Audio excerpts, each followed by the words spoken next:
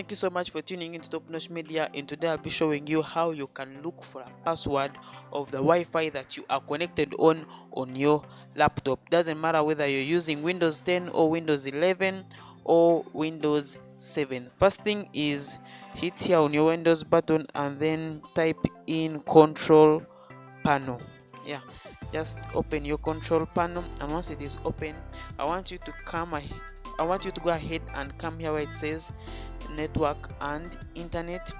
Then I want you to proceed and click here network and sharing center. Then here is where you will see the internet that you are connected on. We are connected on NITA MBA underscore EYIT. Then we shall come here where it says Wi-Fi.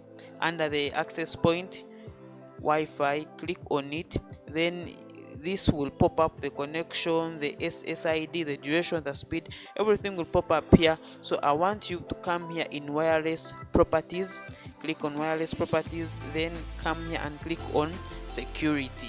So when you click on security, you will see the security type, then the encryption type, then here you will see the network security key. When I click on show characters, then the password will pop up. It's that easy, it's that quick, and it is that simple. So that's how you can get to know the password of the Wi-Fi that you are connected on your PC.